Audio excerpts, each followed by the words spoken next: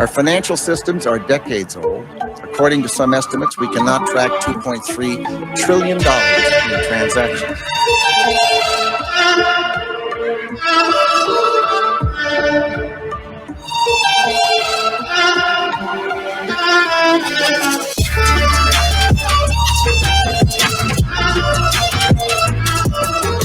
While I was there, I saw the Iraqi soldiers come into the hospital with guns. They took the babies out of the incubators.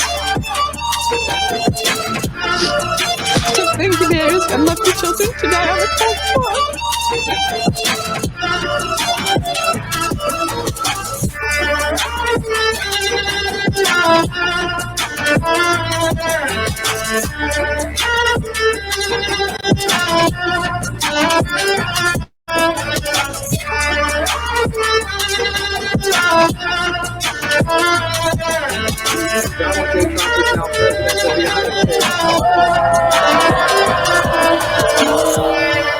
What's up, y'all? This is Wheezy. Welcome to the What Is Truth podcast. This is the audiobook version of General Smedley Butler's War Is A Racket. Major General Smedley Darlington Butler was born on July 30th, 1881. And passed away on June 21st, 1940. Nicknamed the Maverick Marine, was a senior United States Marine Corps officer. During his 34-year career, he fought in the Philippine-American War, Boxer Rebellion, the Mexican Revolution, World War I, and the Banana Wars. At the time of his death, Butler was the most decorated Marine in U.S. history. By the end of his career, Butler had received 16 medals, including 5 for heroism. He is the only Marine to be awarded the Brevet Medal, as well as 2 Medals of Honor, all for separate actions. In 1933, he became involved in a controversy known as the Business Plot, when he told a congressional committee that a group of wealthy industrialists were planning a military coup to overthrow President Franklin D. Roosevelt, with Butler selected to lead a march of veterans to become dictator, similar to fascist regimes at that time.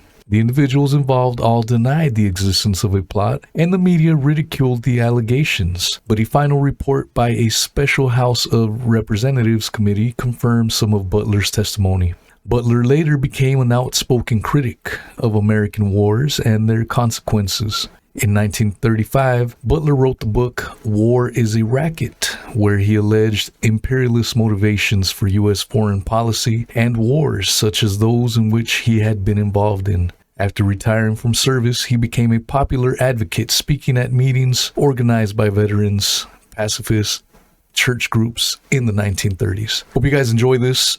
I do have a couple of other audiobooks, so if you go through the back catalog, you will be able to find them. I also have Ralph Raico's War at War from 1983. If you are on Odyssey or Spotify, if you go to the homepage of my channels and just put in the search bar audiobooks, they should pop up. Hope you guys enjoy this. If this is the first time you are listening to my content, make sure you follow if you enjoy it. And if you're a longtime follower, make sure to leave a 5-star review. Thanks, y'all. War is a racket. It always has been.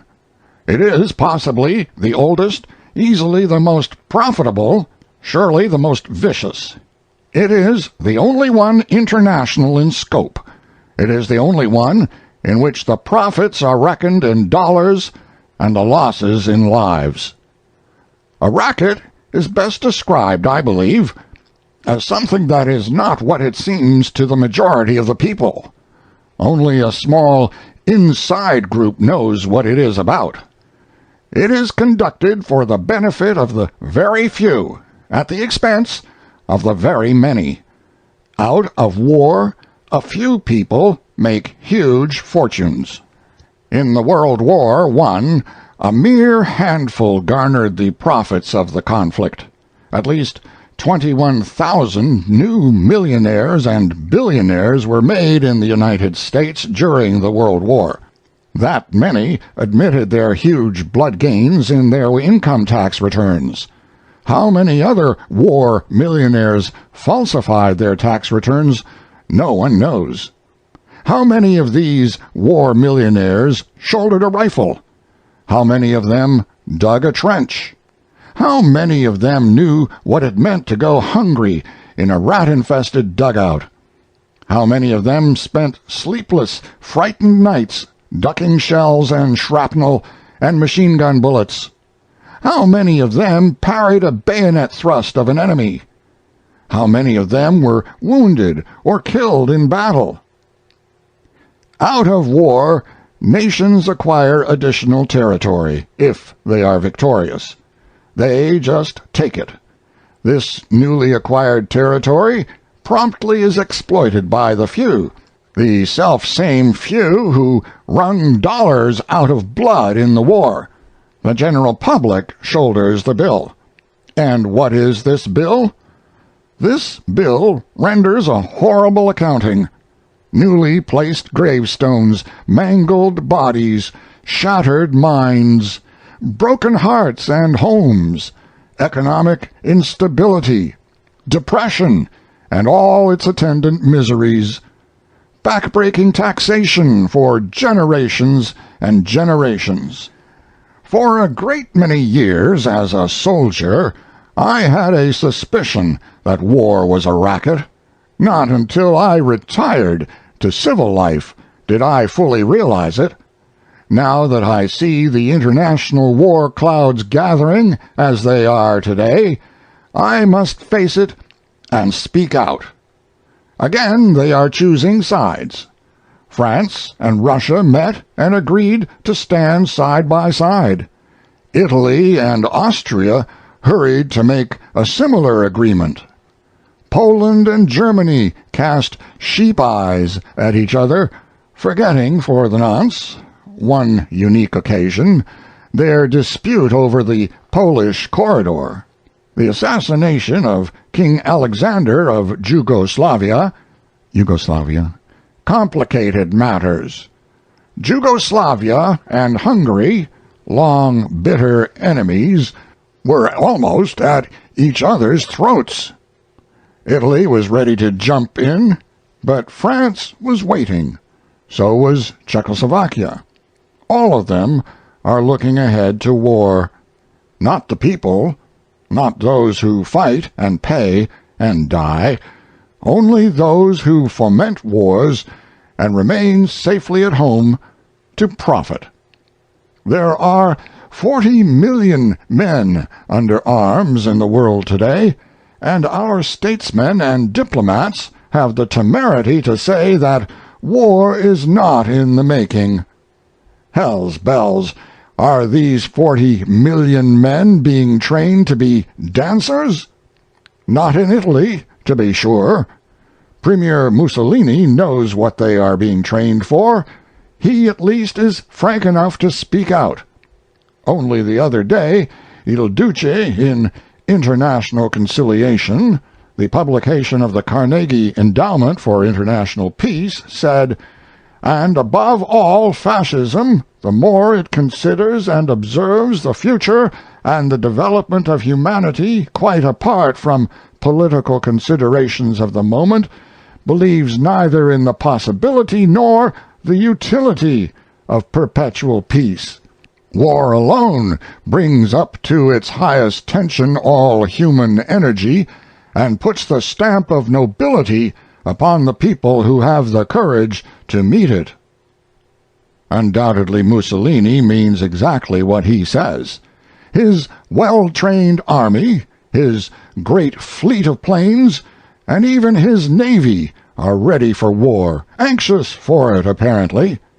His recent stand at the side of Hungary in the latter's dispute with Yugoslavia showed that. And the hurried mobilization of his troops on the Austrian border after the assassination of Dollfuss showed it too. There are others in Europe, too, whose saber-rattling presages war sooner or later. Herr Hitler, with his rearming Germany and his constant demands for more and more arms, is an equal, if not greater, menace to peace. France only recently increased the term of military service for its youth from a year to 18 months. Yes, all over, nations are camping in their arms. The mad dogs of Europe are on the loose. In the Orient, the maneuvering is more adroit. Back in 1904, when Russia and Japan fought, we kicked out our old friends, the Russians, and backed Japan. Then our very generous international bankers were financing Japan. Now the trend is to poison us against the Japanese. What does the open-door policy to China mean to us? Our trade with China is about $90 million a year. Or the Philippine Islands. We have spent about $600 million in the Philippines in 35 years, and we, our bankers and industrialists and speculators, have private investments there of less than $200 million. Then, to save that China trade of about $90 million, or to protect these private investments of less than $200 million in the Philippines, we would be all stirred up to hate Japan and go to war, a war that might well cost us tens of billions of dollars, hundreds of thousands of lives of Americans, and many more hundreds of thousands of physically maimed and mentally unbalanced men. Of course, for this loss, there would be a compensating profit. Fortunes would be made. Millions and billions of dollars would be piled up by a few. Munitions makers, bankers, shipbuilders, manufacturers, meat packers, speculators. They would fare well. Yes, they are getting ready for another war. Why shouldn't they? It pays high dividends. But what does it profit the men who are killed? What does it profit their mothers and sisters, their wives and their sweethearts? What does it profit their children? What does it profit anyone except the very few to whom war means huge profits? Yes, and what does it profit the nation? Take our own case. Until 1898, we didn't own a bit of territory outside the mainland of North America. At that time, our national debt was a little more than $1 billion. Then we became internationally minded. We forgot, or shunted aside, the advice of the father of our country. We forgot George Washington's warning about entangling alliances. We went to war. We acquired outside territory. At the end of the World War period, as a direct result of our fiddling in international affairs, our national debt had jumped to over $25 billion. Our total favorable trade balance during the 25-year period was about $24 billion. Therefore, on a purely bookkeeping basis, we ran a little behind year for year, and that foreign trade might well have been ours without the wars. It would have been far cheaper, not to say safer, for the average American who pays the bills to stay out of foreign entanglements. For a very few, this racket, like bootlegging and other underworld rackets, brings fancy profits, but the cost of operations is always transferred to the people, who do not profit. War is a Racket, Chapter 2. Who Makes the Profits? The World War, rather our brief participation in it, has cost the United States some $52 billion. Figure it out. That means $400 to every American man, woman, and child, and we haven't paid the debt yet. We are paying it, our children will pay it, and our children's children probably still will be paying the cost of that war. The normal profits of a business concern in the United States are 6, 8, 10, and sometimes 12%. But wartime profits, that is another matter. 20, 60, 100, 300, and even 1,800%. The sky is the limit. All that traffic will bear. Uncle Sam has the money. Let's get it. Of course, it isn't put that crudely in wartime.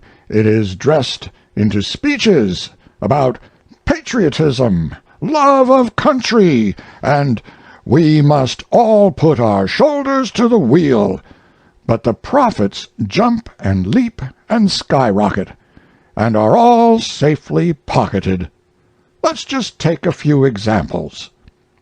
Take our friends the DuPonts, the powder people. Didn't one of them testify before the Senate committee recently that their powder won the war, or saved the world for democracy, or something? How did they do in the war? They were a patriotic corporation.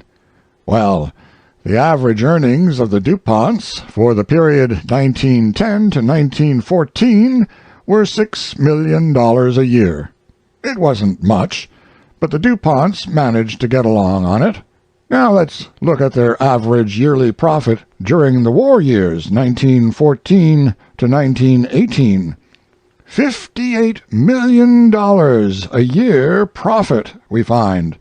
Nearly 10 times that of normal times, and the profits of normal times were pretty good. An increase in profits of more than 950%.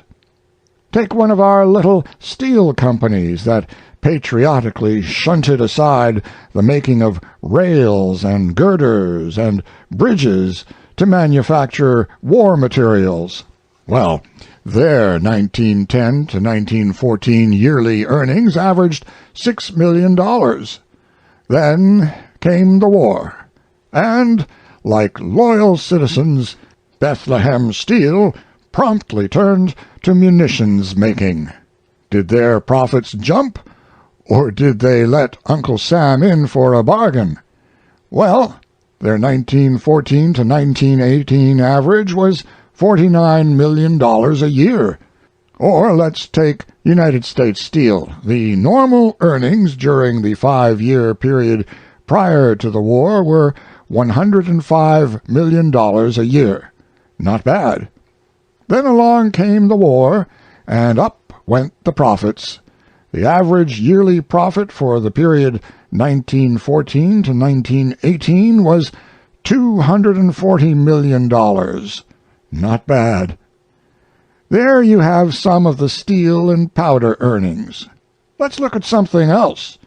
A little copper, perhaps. That always does well in war times. Anaconda, for instance.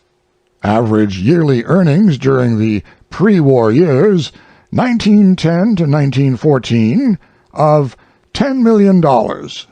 During the war years, 1914 to 1918, profits leapt to $34 million per year.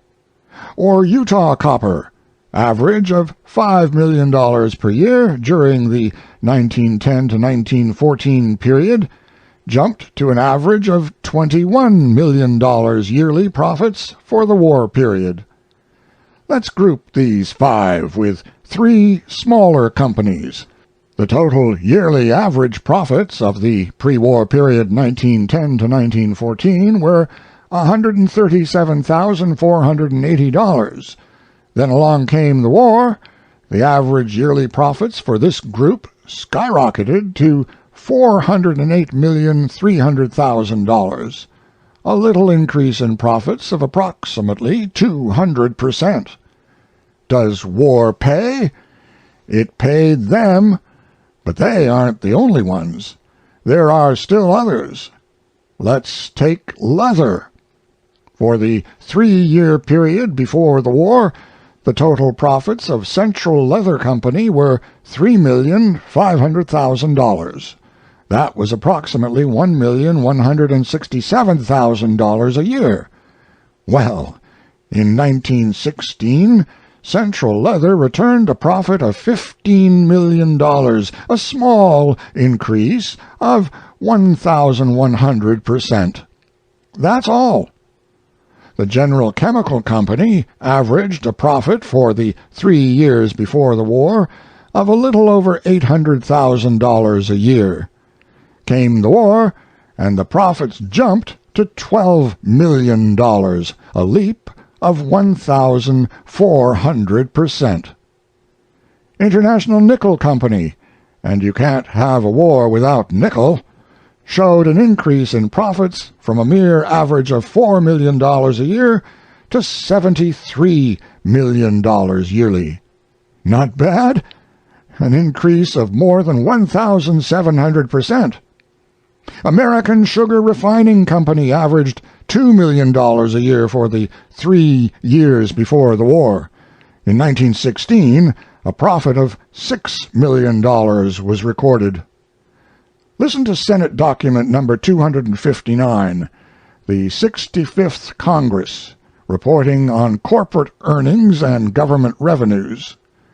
Considering the profits of 122 meat packers, 153 cotton manufacturers, 299 garment makers, 49 steel plants, and 340 coal producers during the war. Profits under 25% were exceptional. For instance, the coal companies made between 100% and 7,856% on their capital stock during the war. The Chicago packers doubled and tripled their earnings. And let us not forget the bankers who financed the Great War. If anyone had the cream of the profits, it was the bankers.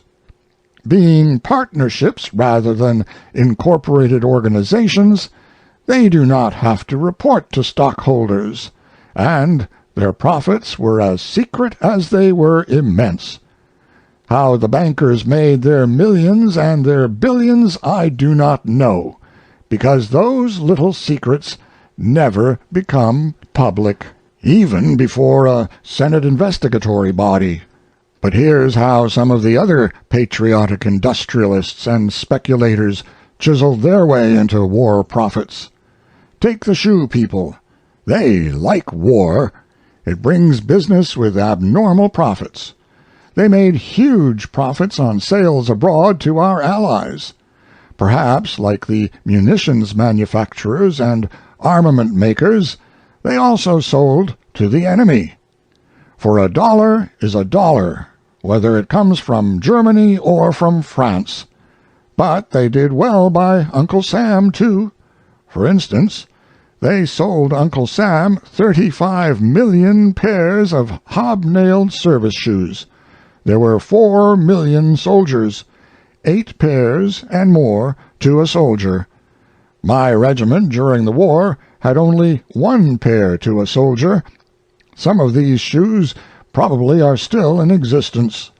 They were good shoes, but when the war was over, Uncle Sam has a matter of 25 million pairs left over, bought and paid for, profits recorded and pocketed. There was still lots of leather left, so the leather people sold your Uncle Sam hundreds of thousands of McClellan saddles for the cavalry. But there wasn't any American cavalry overseas. Somebody had to get rid of this leather, however. Somebody had to make a profit in it. So we had a lot of McClellan saddles, and we probably have those yet. Also, somebody had a lot of mosquito netting. They sold your Uncle Sam 20 million mosquito nets for the use of the soldiers overseas. I suppose the boys were expected to put it over them as they tried to sleep in muddy trenches, one hand scratching cooties on their backs, and the other making passes at scurrying rats. Well, not one of these mosquito nets ever got to France.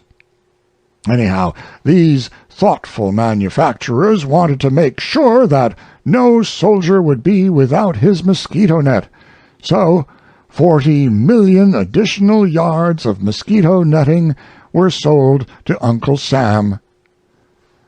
There were pretty good profits in mosquito netting in those days, even if there were no mosquitoes in France. I suppose if the war had lasted just a little longer, the enterprising mosquito netting manufacturers would have sold your Uncle Sam a couple of consignments of mosquitoes to plant in France so that more mosquito netting would be in order. Airplane and engine manufacturers felt they, too, should get their just profits out of this war. Why not? Everybody else was getting theirs. So, $1 billion, count them if you lived long enough, was spent by Uncle Sam in building airplane engines that never left the ground. Not one plane or motor out of the $1 billion worth ordered ever got into a battle in France. Just the same, the manufacturers made their little profit of 30, 100, or perhaps 300%. Undershirts for soldiers cost 14 cents to make, and Uncle Sam paid 30 cents to 40 cents each for them. A nice little profit for the undershirt manufacturer. And the stocking manufacturer and the uniform manufacturers and the cap manufacturers and the steel helmet manufacturers all got theirs. Why, when the war was over, some 4 million sets of equipment, knapsacks and the things that go to fill them, crammed warehouses on this side. Now they are being scrapped because the regulations have changed the contents, but the manufacturers collected their wartime profits on them, and they will do it all over again the next time. There were lots of brilliant ideas for profit-making during the war. One very versatile patriot sold Uncle Sam 12 dozen 48-inch wrenches. Oh, they were very nice wrenches. The only trouble was that there was only one nut ever made that was large enough for these wrenches. That is the one that holds the turbines at Niagara Falls. Well, after Uncle Sam had bought them and the manufacturer had pocketed the profit, the wrenches were put on freight cars and shunted all around the United States in an effort to find a use for them. When the armistice was signed, it was indeed a sad blow to the wrench manufacturer. He was just about to make some nuts to fit the wrenches. Then he planned to sell these, too, to your Uncle Sam. Still another had the brilliant idea that colonels shouldn't ride in automobiles, nor should they even ride on horseback. One has probably seen a picture of Andy Jackson riding in a buckboard. Well, some 6,000 buckboards were sold to Uncle Sam for the use of colonels. Not one of them was used, but the buckboard manufacturer got his war profit. The shipbuilders felt they should come in on some of it, too. They built a lot of ships that made a lot of profit, more than $3 billion worth. Some of the ships were all right, but $635 million worth of them were made of wood and wouldn't float. The seams opened up, and they sank. We paid for them, though, and somebody pocketed the profits. It has been estimated by statisticians and economists and researchers that the war cost your Uncle Sam $52 billion. Of this sum, $39 billion was expended in the actual war itself. This expenditure yielded $16 billion in profits. That is how the 21,000 billionaires and millionaires got that way. This $16 billion profits is not to be sneezed at. It is quite a tidy sum, and it went to a very few.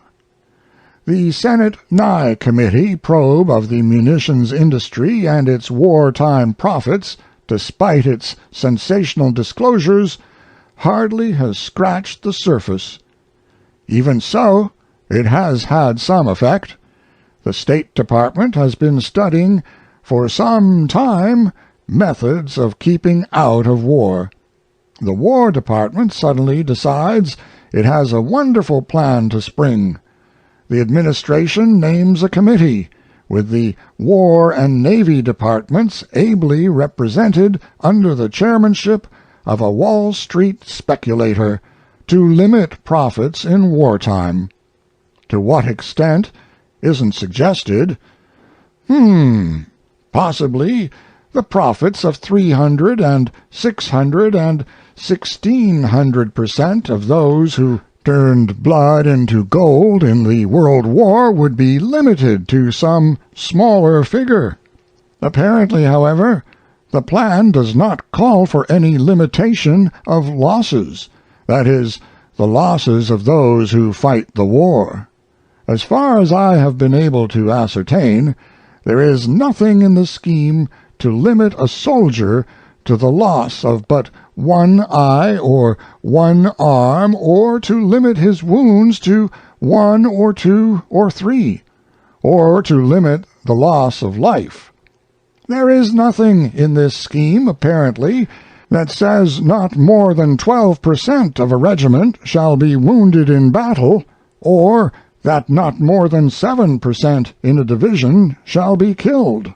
Of course, the committee cannot be bothered with such trifling matters. War Is a Racket by Smedley Butler, Chapter 3. Who Pays the Bills? Who provides the profits? These nice little profits of 20, 100, 300, 1,500, and 1,800%. We all pay them in taxation. We paid the bankers their profits when we bought Liberty bonds at $100 and sold them back at $84 or $86 to the bankers. These bankers collected $100 plus. It was a simple manipulation. The bankers control the security marts. It was easy for them to depress the price of these bonds. Then all of us, the people, got frightened and sold the bonds at $84 or $86. The bankers bought them. Then these same bankers stimulated a boom, and government bonds went to par and above. Then the bankers collected their profits. But the soldier pays the biggest part of the bill. If you don't believe this, visit the American cemeteries on the battlefields abroad, or visit any of the veterans' hospitals in the United States. On a tour of the country, in the midst of which I am at the time of this writing, I have visited 18 government hospitals for veterans. In them are a total of about 50,000 destroyed men. Men who were the pick of the nation 18 years ago. The very able chief surgeon at the government hospital at Milwaukee, where there are 3,800 of the living dead, told me that mortality among veterans is 3 times as great as among those who stayed at home. Boys with a normal viewpoint were taken out of the fields and offices and factories and classrooms and put into the ranks. There they were remolded. They were made over. They were made to about face, to regard murder as the order of the day. They were put shoulder to shoulder, and, through mass psychology, they were entirely changed.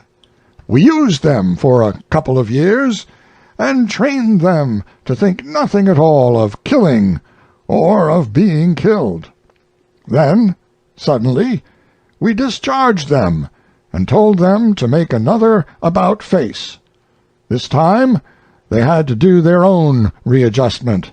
Sans without mass psychology, sans officers' aid and advice, and sans nationwide propaganda. We didn't need them any more, so we scattered them about without any 3-minute or Liberty Loan speeches or parades. Many, too many of these fine young boys are eventually destroyed mentally because they could not make that final about-face alone. In the government hospital in Marion, Indiana, 1,800 of these boys are in pens, 500 of them in a barracks with steel bars and wires all around outside the buildings and on the porches. These already have been mentally destroyed. These boys don't even look like human beings. Oh, the looks on their faces! Physically, they are in good shape. Mentally, they are gone. There are thousands and thousands of these cases, and more are coming in all the time. The tremendous excitement of the war, the sudden cutting off of that excitement, the young boys couldn't stand it. That's a part of the bill. So much for the dead. They have paid their part of the war profits. So much for the mentally and physically wounded. They are paying now their share of the war profits. But the others paid too. They paid with heartbreaks when they tore themselves away from their firesides and their families to don the uniform of Uncle Sam, on which a profit had been made. They paid another part in the training camps where they were regimented and drilled while others took their jobs and their places in the lives of their communities. They paid for it in the trenches where they shot and were shot, where they were hungry for days at a time, where they slept in the mud and the cold and in the rain, with the moans and shrieks of the dying for a horrible lullaby. But don't forget, the soldier paid part of the dollars and cents bill too. Up to and including the Spanish-American War, we had a prize system, and soldiers and sailors fought for money. During the Civil War, they were paid bonuses, in many instances, before they went into service. The government or states paid as high as $1,200 for an enlistment. In the Spanish-American War, they gave prize money. When we captured any vessels, the soldiers all got their share. At least, they were supposed to. Then it was found that we could reduce the cost of wars by taking all the prize money and keeping it, but conscripting, drafting the soldier anyway. Then soldiers couldn't bargain for their labor. Everyone else could bargain, but the soldier couldn't. Napoleon once said, "All men are enamored of decorations. They positively hunger for them." So by developing the Napoleonic system, the medal business, the government learned it could get soldiers for less money because the boys liked to be decorated. Until the Civil War, there were no medals. Then the Congressional Medal of Honor was handed out. It made enlistments easier. After the Civil War, no new medals were issued until the Spanish-American War. In the World War, we used propaganda to make the boys accept conscription.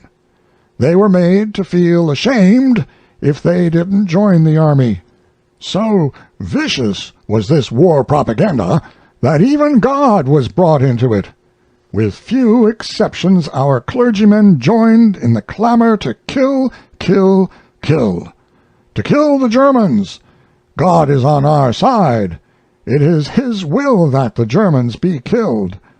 And in Germany, the good pastors called upon the Germans to kill the Allies, to please the same God. That was a part of the general propaganda, built up to make people war-conscious and murder-conscious. Beautiful ideals were painted for our boys who were sent out to die. This was the war to end all wars. This was the war to make the world safe for democracy. No one mentioned to them, as they marched away, that their going and their dying would mean huge war profits. No one told these American soldiers that they might be shot down by bullets made by their own brothers here. No one told them that the ships on which they were going to cross might be torpedoed by submarines built with United States patents. They were just told it was to be a glorious adventure. Thus, having stuffed patriotism down their throats, it was decided to make them help pay for the war, too. So we gave them the large salary of $30 a month. All they had to do for this munificent sum was to leave their dear ones behind, give up their jobs, lie in swampy trenches, eat canned willy when they could get it, and kill and kill and kill, and be killed. But wait! Half of that wage, just a little more than a riveter in a shipyard or a laborer in a munitions factory safe at home made in a day, was promptly taken from him to support his dependents so that they would not become a charge upon his community. Then we made him pay what amounted to accident insurance, something the employer pays for in an enlightened state, and that cost him $6 a month. He had less than $9 a month left. Then, the most crowning insolence of all, he was virtually blackjacked into paying for his own ammunition, clothing, and food by being made to buy Liberty bonds. Most soldiers got no money at all on paydays. We made them buy Liberty bonds at $100, then we bought them back, when they came back from the war and couldn't find work, at $84 and $86, and the soldiers bought about $2 billion worth of these bonds. Yes, the soldier pays the greater part of the bill. His family pays too. They pay it in the same heartbreak that he does. As he suffers, they suffer. At nights, as he lay in the trenches and watched shrapnel burst about him, they lay home in their beds and tossed sleeplessly. His father, his mother, his wife, his sisters, his brothers, his sons, and his daughters. When he returned home, minus an eye, or minus a leg, or with his mind broken, they suffered too, as much as, and even sometimes more than he. Yes, and they too contributed their dollars to the profits of the munitions makers and bankers and shipbuilders and the manufacturers and the speculators made. They too bought Liberty bonds and contributed to the profit of the bankers after the armistice in the hocus-pocus of manipulated Liberty bond prices. And even now the families of the wounded men and of the mentally broken, and those who never were able to readjust themselves are still suffering and still paying. War is a Racket by Smedley Butler, Chapter 4, How to Smash This Racket. Well, it is a racket, all right. A few profit, and the many pay. But there is a way to stop it. You can't end it by disarmament conferences. You can't eliminate it by peace parleys at Geneva. Well-meaning but impractical groups can't wipe it out by resolutions. It can be smashed effectively only by taking the profit out of war. The only way to smash this racket is to conscript capital and industry and labor before the nation's manhood can be conscripted. 1 month before the government can conscript the young man of the nation, it must conscript capital and industry and labor. Let the officers and the directors and the high-powered executives of our armament factories and our munitions makers and our ship builders and our airplane builders and the manufacturers of all the other things that provide profit in wartime, as well as the bankers and the speculators, be conscripted to get $30 a month, the same wage as the lads in the trenches get. Let the workers in these plants get the same wages. All the workers, all presidents, all executives, all directors, all managers, all bankers, yes, and all generals and all admirals and all officers and all politicians and all government office holders, everyone in the nation, be restricted to a total monthly income not to exceed that paid to the soldier in the trenches. Let all these kings and tycoons and masters of business and all those workers in industry and all our senators and governors and majors pay half of their monthly $30 wage to their families, and pay war risk insurance, and buy Liberty bonds. Why shouldn't they? They aren't running any risk of being killed or of having their bodies mangled or their minds shattered. They aren't sleeping in muddy trenches. They aren't hungry. The soldiers are. Give capital and industry and labor 30 days to think it over, and you will find, by that time, there will be no war. That will smash the war racket. That and nothing else. Maybe I am a little too optimistic. Capital still has some say. So, capital won't permit the taking of the profit out of war until the people, those who do the suffering and still pay the price, make up their minds that those they elect to office shall do their bidding and not that of the profiteers. Another step necessary in this fight to smash the war racket is the limited plebiscite to determine whether a war should be declared. A plebiscite not of all the voters, but merely of those who would be called upon to do the fighting and dying. There wouldn't be very much sense in having a 76-year-old president of a munitions factory, or the flat-footed head of an international banking firm, or the cross-eyed manager of a uniform manufacturing plant, all of whom see visions of tremendous profits in the event of war, voting on whether the nation should go to war or not.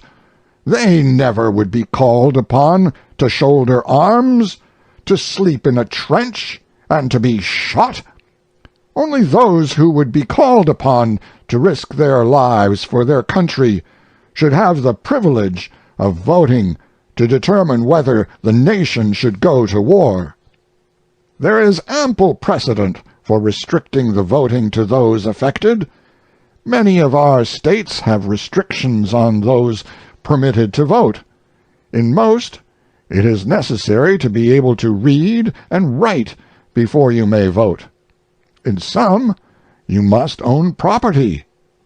It would be a simple matter each year for the men coming of military age to register in their communities as they did in the draft during the World War, and be examined physically. Those who could pass, and who would therefore be called upon to bear arms in the event of war, would be eligible to vote in a limited plebiscite. They should be the ones to have the power to decide, and not a Congress few of whose members are within the age limit, and fewer still of whom are in physical condition to bear arms. Only those who must suffer should have the right to vote. A third step in this business of smashing the war racket is to make certain that our military forces are truly forces for defense only. At each session of Congress, the question of further naval appropriations comes up. The swivel-chair admirals of Washington, and there are always a lot of them, are very adroit lobbyists, and they are smart. They don't shout that we need a lot of battleships to war on this nation or that nation. Oh, no. First of all, they let it be known that America is menaced by a great naval power. Almost any day, these admirals will tell you the great fleet of this supposed enemy will strike suddenly and annihilate 125 million people, just like that. Then they begin to cry for a larger navy. For what? To fight the enemy? Oh, my, no. Oh, no. For defense purposes only. Then, incidentally, they announce maneuvers in the Pacific. For defense. The Pacific is a great big ocean. We have a tremendous coastline on the Pacific. Will the maneuvers be off the coast, 200 or 300 miles? Oh, no. The maneuvers will be 2,000, yes, perhaps even 3,500 miles off the coast. The Japanese, a proud people, of course, will be pleased beyond expression to see the United States fleet so close to Nippon's shores, even as pleased as would be the residents of California were they to dimly discern through the morning mist the Japanese fleet playing at war games off Los Angeles. The ships of our Navy, it can be seen, should be specifically limited by law to within 200 miles of our coastline. Had that been the law in 1898, the Maine would never have gone to Havana Harbor. She never would have been blown up. There would have been no war with Spain with its attendant loss of life. 200 miles is ample, in the opinion of experts, for defense purposes. Our nation cannot start an offensive war if its ships can't go further than 200 miles from the coastline. Planes might be permitted to go as far as 500 miles from the coast for purposes of reconnaissance, and the Army should never leave the territorial limits of our nation. To summarize, 3 steps must be taken to smash the war racket. 1. We must take the profit out of war. 2. We must permit the youth of the land who would bear arms to decide whether or not there should be war. 3. We must limit our military forces to home defense purposes. War Is A Racket by Smedley Butler. Chapter 5. To Hell with War. I am not a fool as to believe that war is a thing of the past. I know the people do not want war, but there is no use in saying we cannot be pushed into another war.